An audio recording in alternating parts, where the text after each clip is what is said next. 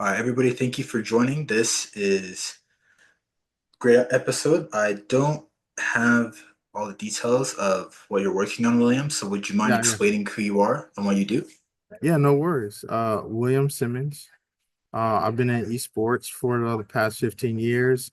Um, been a pro Call of Duty player on BO2. That's where I got my roots. I've done everything from building the game to the private equity side, investing in video games in early stage and late stage development. And right now, we're into a business that we started called Willpower Digital Sports. We are a esports, a digital sports consulting firm that we started based in South Carolina. And right now we're working on building out esports 2.0. Let's just say that.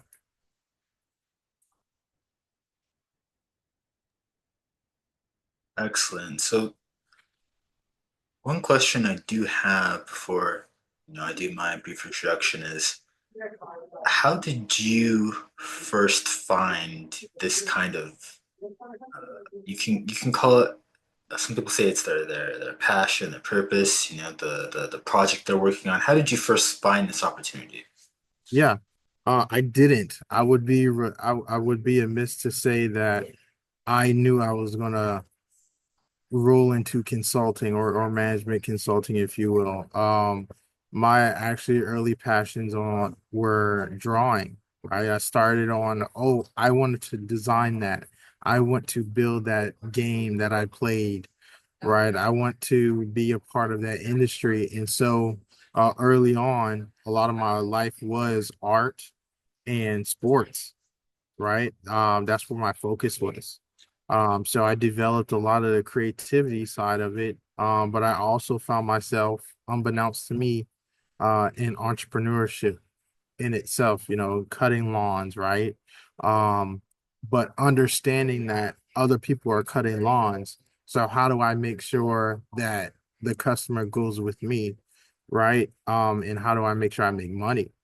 I got to the point where I was making more money than my parents were bringing home bi-weekly with their jobs, cutting lawns, right? So it started very, very early for me. Um, and it just kind of spiraled with some control into college where it was sports, athletes, and be it sports, art, major in graphic design, but also being introduced to concept art design and video games. And so I flew out to California with my refund check and my my scholarship money. I don't think my coach knows till this day. Um, I left college for a few weeks, went to GDC, and then I had a lot of interviews for concept art. I was able to place two jobs there in my early days in concept art. So I worked on two video games with some independent developers out of the UK. Then I went to CDMT, and where is that? Where is that? It's also in California. Um, but I went there and I was able to put my work in front of art directors for, like a studios, get it in front of people who judge the talent, and they loved it, right? They love that they could see the process and how I got to my end result. And so that kind of led me back into, believe it or not, business. So I studied a lot of different business books. I got into Wharton certification entrepreneurship program.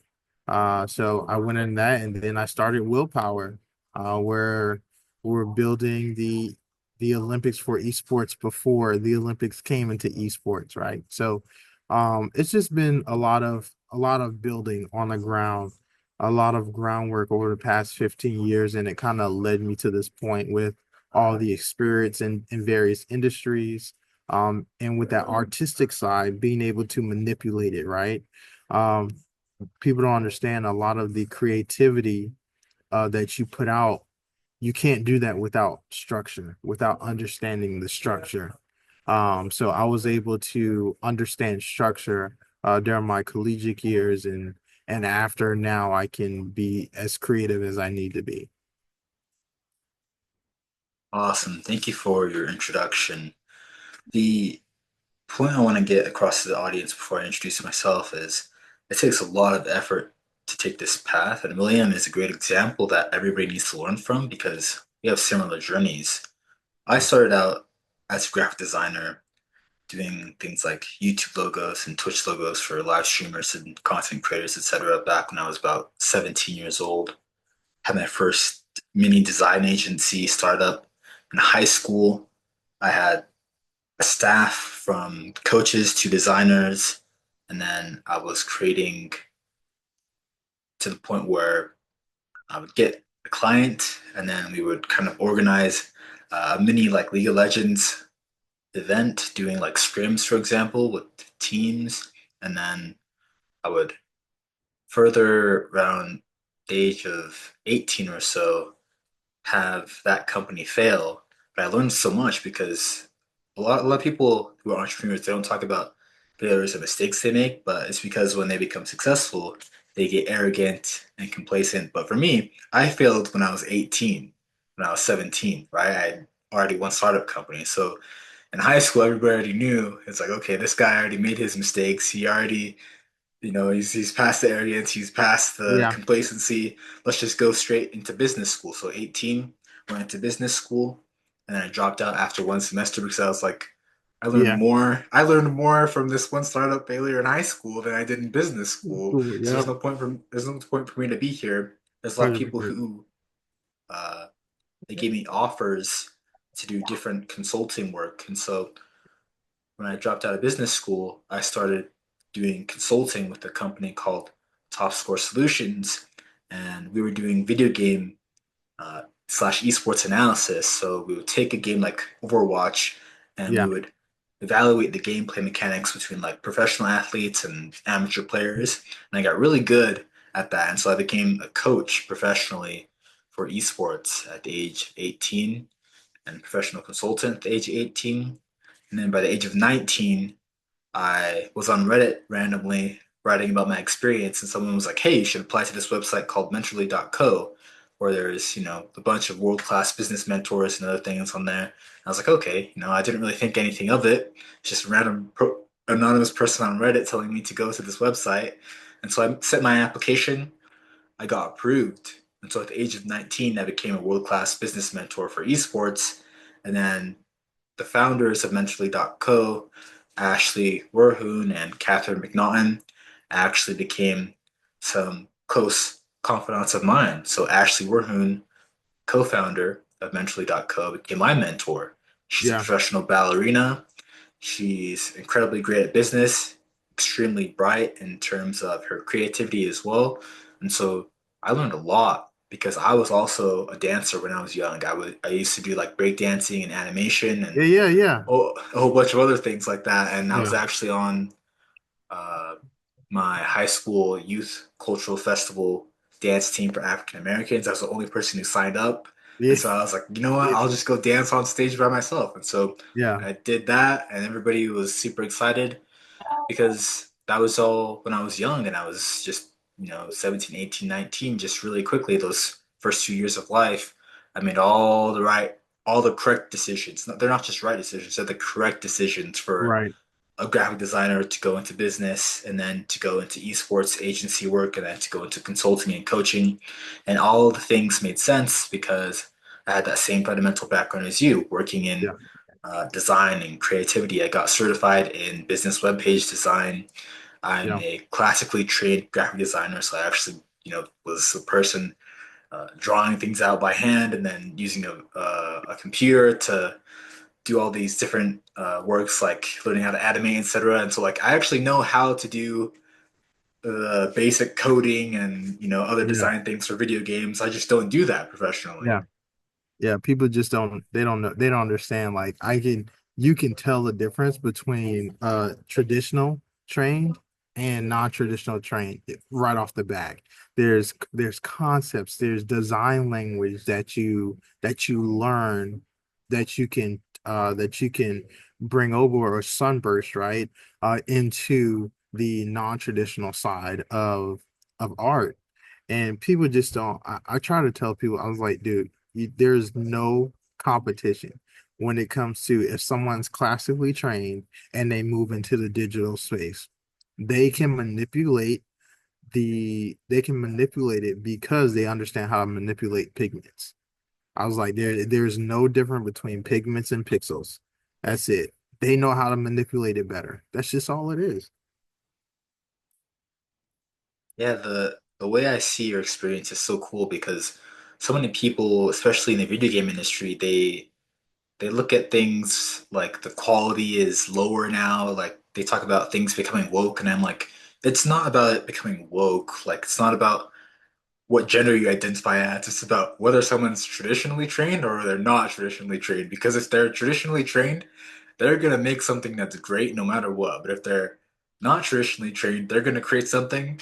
Then a traditional designer is gonna come along and they're gonna be like, I can make this 1,000 times better with like half the effort, and I'm just gonna use these fundamental concepts.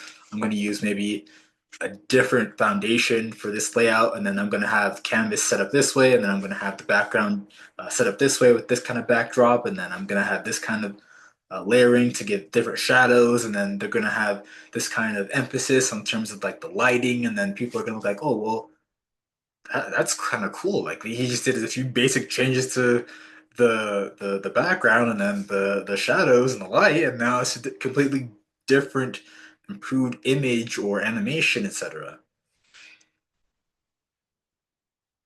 Yeah, I 100% agree on that. Like it's you just see the world different, and it's tough to be able to learn how to manipulate that without understanding the structures behind it, right? Having those foundational building blocks. And I think it's with everything. What another thing that really I guess just kind of fuels me is that the one-sidedness of creativity or the understanding of creativity, right? A lot of people take the word creativity and put it in a box, which is crazy to me. Creativity in itself is a word of adaptability, being able to take something no matter the environment. So no matter if I'm an artist or not, how do I then take that same creativity, learn fundamental blocks in business, and then input that creativity, right? Because once you understand the fundamental building blocks of anything, if you're creative, you can manipulate it to whatever end you want it to be. And I think a lot of people miss that and they miss the ability to produce a product that is way of higher quality. Yeah, a big mistake I made early in my career as a designer was I was thinking the video game and esports industry would be super open to these different levels of creativity. But then when I started looking at the actual portfolios of some of these major companies, like their top senior artists or like everything from like their copywriters who are writing the website copy to some of the like character designers who are doing like those mini pixel character designs. I was like, they're using like the same assets, they're using like the same concepts every single time. It doesn't really change from company to company. And so I was thinking, you know, there really isn't any competition. It's just the same stuff over and over. If you just learn the basics, as a traditional designer, you can do everything that these new age designers who don't have that traditional background are doing because they're just waking up one day, going on their iPad or their phone and just trying to mesh things together, and they don't really understand the fundamentals. They don't have any idea that all these assets have been reused thousands of times from Riot Games to Activision Blizzard. Yeah, I agree with you on that. Like it's almost wildly annoying It's like, oh, I get into this industry that I love. I love playing these games. I love the entertainment side. I want to be a part of this so bad. And then when you get here, what is this? This is not what I expected. Like I expected a higher level of execution, right? Like I expected more. But I think with the industry of esports, what people have to understand, and especially on the business side, is that esports in itself was not did not make its own money, right? Esports wasn't the product that started it all. So the business side of esports, one has to understand that. I think that's why fundamentally we see a lot of these companies, as you may have seen, go out of business, right? These VC-backed companies flare out because the financial understanding, no matter how much money you have, if you don't understand those fundamental building blocks, you you won't be able to sustain or even create revenue, right? Because esports, it was never meant to create revenue. So now we're taking this product and trying to force it to create something it wasn't meant to create. And I think that is a fundamental business flaw and misunderstanding on a lot of people's parts. I agree 100%. So another mistake and failure that I had is, again, I want people to learn from my experience because I've been the person in those sponsorship or investment meetings and investors, they're offering me $10,000. I'm like, okay, I'm not really going to use that to create an esports team. That's like you create a miniature software as a service company with that $10,000, and then you use that to cash flow, and then you use that to fund an esports team. Like you have a real business. But then there are the other sponsors or investors who are offering you like insane, untold amounts of wealth, and you don't need any of that money at all in esports because esports, as you said, William, it's not meant to create revenue. It's not meant to drive those extreme sales to cash flow. It's just a marketing modification basically to these companies, and oftentimes people will look at companies again like Riot Games and they'll say, "Well, League of Legends is a successful esport." I'm like, "Okay, League of Legends is a modded game. Like it's not the actual final product. It's a modification of the product, and it's not complete yet. It's not even the finished work of art. It's just something that happened to be successful, and nobody knew it was going to happen." Yeah, like I'm you preach it to the choir, right? Like that's what I keep telling everybody. You cannot take an anomaly, right? Like, okay, they built a simpler version of Dota 2. Like, like, okay, Dota was already successful. Like Dota did all the hard work, you know?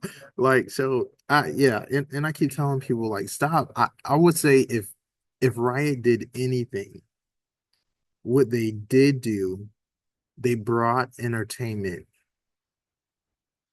in a way that was received by the masses in esports. I will give them that. They brought the entertainment side of it and really showed what can be done. But and not to take anything away from them, but it's just you built a better Dota 2. Like, okay, like you didn't do anything crazy, you know, like you built a better version of a game. So, kudos to you on that. But I think people should stop idolizing it as if they built a product from the ground up that was new in the space and then developed it over time and it became a wildly great success. Um, Partial, you could you could beg to differ that the same thing wouldn't have happened if they weren't able to reach that widely received Asian market, Southeastern or Asian market. I don't believe you have the same outlook. Um, and and it's defined by if you look at year three of Riot, right, when they started having the competitions, the first 2 years the US dominated. After Southeastern Asia markets got a hold of the game and had time with the game, it exploded like crazy because for me, that became their football, right? What sports is to a lot of African Americans, right? In our culture, that became their way out. But you won't always have that when you develop a game. You just won't. That's an anomaly. Again, where people use that to in South Korea, right? Where people use that game to get out of their circumstances. And as many games as there are in the world, they produce anywhere between 11 to 15,000 new games every year. By that standard, we should have more people out of poverty, and that's not the case. So to use that as a measuring stick is, I think, insane. One thing I want to comment on before we continue is esports as a marketing product is successful because that is the intended purpose. It's not actually meant to drive extreme revenue or points of sale or anything like that. And this is the case in point here. Gfinity has an esports software as a service called Athlos, which had the first mover advantage back around 2023, and it was averaging $200,000 per game. So what that means is there's a software company, they're onboarding video games, and then in this pipeline, they have over 100 games. And so basically, what they're doing is they're taking all of these games and then they're saying, huh, we can create $20 million in revenue out of thin air, just onboarding a bunch of video games to our software platform, and boom, esports is profitable right there. Like that's how esports is actually earning people money. It's not through trying to replicate Riot Games League of Legends because that is a modded product. That is not something you can replicate successfully and have it go worldwide. Uh, have Tencent acquire your company. That's not real. You already have those mods. Instead, you create a software company like Athlos, $200,000 per game. That's an insane amount of profit, and they don't even have the startup costs of an esports organization. So I'll give people an example. When I was CEO and or a senior manager of esports organizations in the past, to have one esports team could cost you anywhere between like, let's say you have to get them a jersey, uh, Halo team signings. So you go from maybe $150 to get the jersey designed, and then you have to sign a Halo team, which could be anywhere from, if they're amateur, $0 to semi-pro. It could be thousands of dollars. If the professional, it's going to cost you tens of thousands of dollars or hundreds of thousands of dollars. And so you can't create that kind of revenue in esports just organically. You have to go and actually build a small business that's outside of esports and then funnel that cash flow back into esports as an investment, as like a holding company structure. And like there's so many ways that you can do it that I have to explain to people, and they just like it goes over their head because they just look at Riot Games, and I'm just like, that's not actually how you build a small business. That's just an extreme outlier that got lucky. Yeah, 100%. I mean, you brought back some horror stories when you talked about that part. I was like, ooh, I forgot about managing teams. I did not like that era, right? Yeah, they don't understand, man. I've designed the jerseys, made the jerseys. Um, but it's just it's just an unnecessary evil at the end of the day. And I think there's a missed opportunity to not only advise, right, but instruct people that's coming up in the industry now on concrete structured business skills to get them to the next level. I think that a lot of people have commercialized the industry or just business in general, being an entrepreneur, like, oh, I'm gonna go into esports. Okay, what does that mean? And stop just looking at esports as a whole, right? What makes a game an esport? Well, the community says it's an esport. Case in point, Fortnite, right? Fortnite wasn't built to be an esport at the beginning. It was the community said, no, this is going to be this is going to be the next esport. And like Epic is like, no, like it's just a friendly game. Like, no, like this is going to be an esport. And so it was deemed so. And what I try to educate a lot of companies that want to touch the space is like, one, understand there is little room for error. Okay. This is not an industry where you get something largely wrong in, and it's easily to come back from. People remember and it stays. It will resurface as fast as you try to come back in. So you have to be conscious on that side of things, but understand what you are doing when you come into these communities because you're affecting people's lives at the end of the day. And I think that esports is taken seriously by the communities more than traditional sports because this is a part of their childhood. This is a part, not to say it's not, but it's the equivalent to NFL players loving football from childhood to way more NFL players being in it, by the masses loving this thing since childhood. So I just try to help them to be more cognizant and even myself, right? Like even though I've come up in the industry, been through the dark times, the hard times of the industry, the back and forth, oh, esports isn't this so great, right? Um, just be conscious of there's still room to grow and there's a way to go about doing it. And it's not always the direct approach. More times than not, it's not going to be the direct approach, but that's where that creativity and structure comes into play that allows you to see those nuances, so that you can move forward and actually build a sustainable business within the industry or even adjacent, right? So a great example, our consulting firm, we're servicing adjacent industries because what the adjacent industries to esports are all anywhere 100 billion or $1 trillion, right? Like, come on, people, like wake up. So we're servicing those adjacent industries, but also servicing as a whole digital sports in its entirety. Now that's AR, VR sports, anything digital, training apparatuses, right, that they're using for soccer, for traditional sports.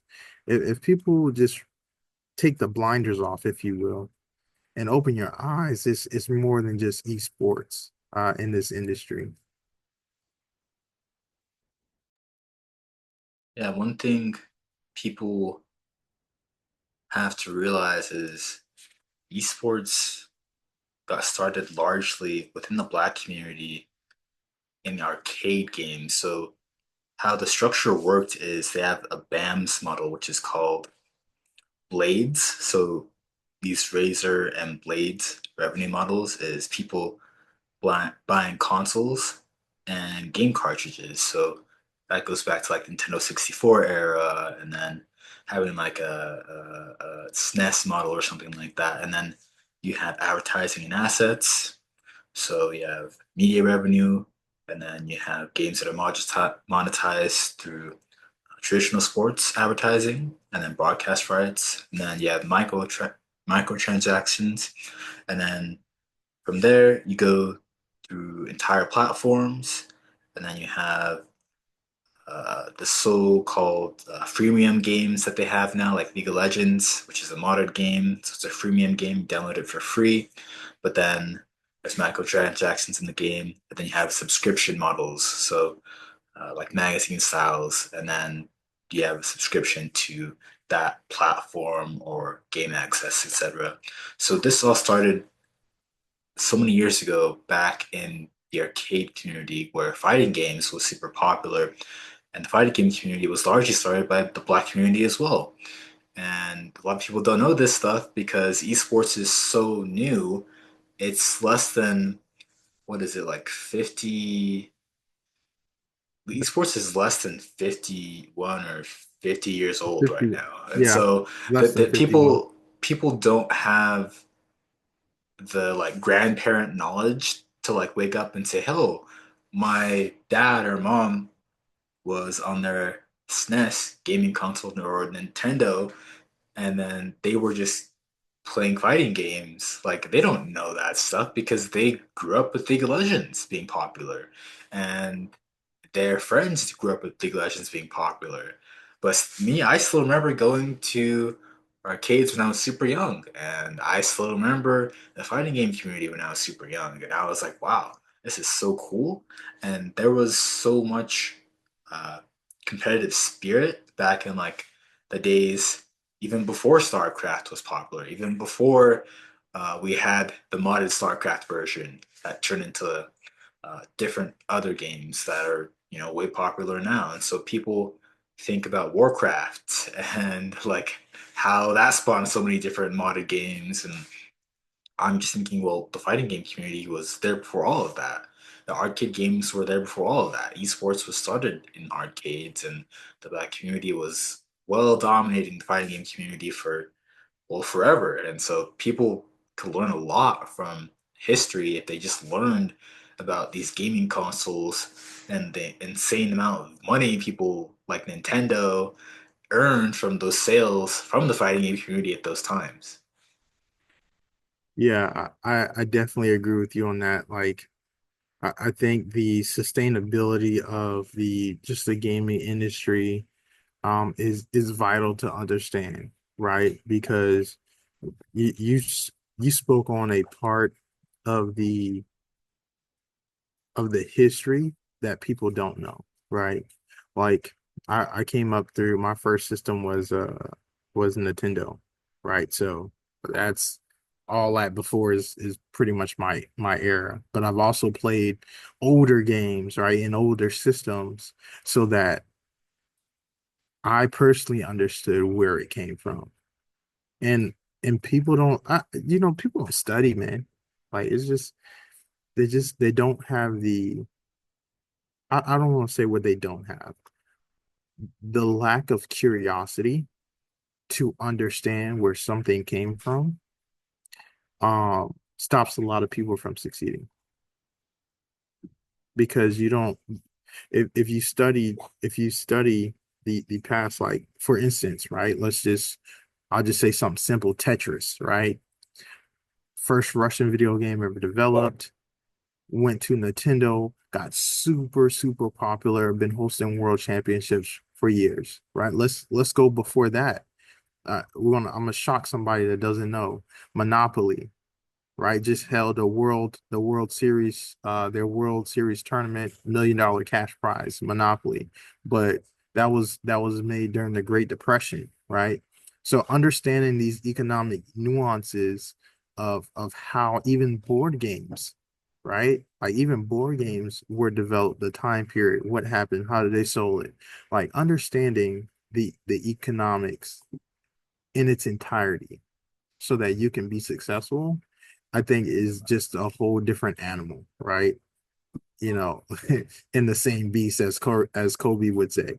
Um, so I think that lack of curiosity can really hinder someone from not succeeding in this space. All right, William, we have 4 minutes left. Do you have any final closing thoughts before we finish up?